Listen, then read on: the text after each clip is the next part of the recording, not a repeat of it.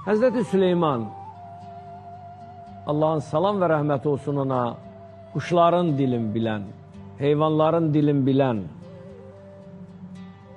hətta məşhur bir hədisdir. Həzrəti Süleyman bir gün qarışqaya bir illik yiyəcək ehtiyacının nə qədər olduğunu soruşur. Qarışqada bir buğda dənəsi qədər deyərək cavab verir. Yəni, sənin bir illik qida nə qədərdir?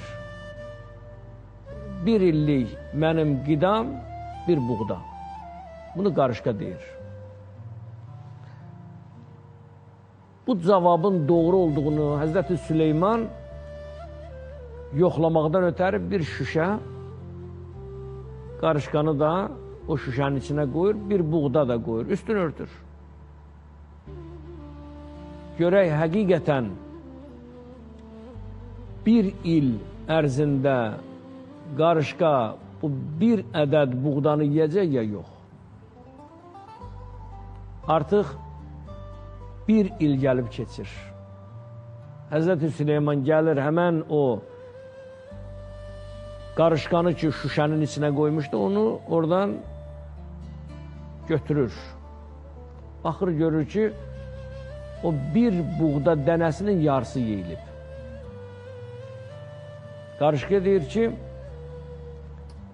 sən deyirdin, mən bir ilə bir buğda dənəsi yeyirəm.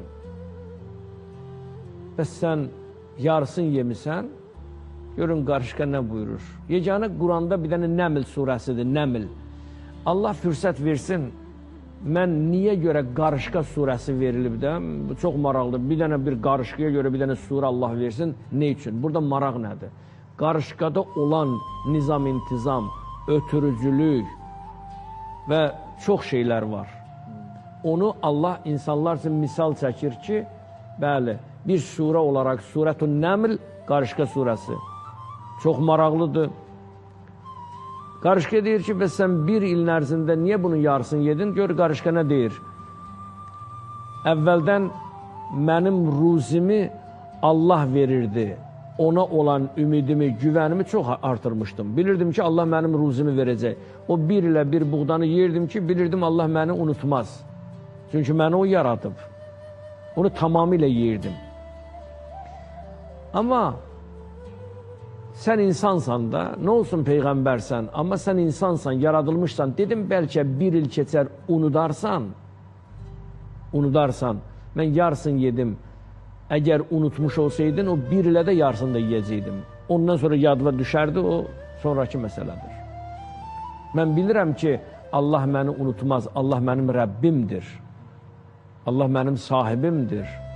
Çünki Allah Teala hər kəsin ruzusunu verir.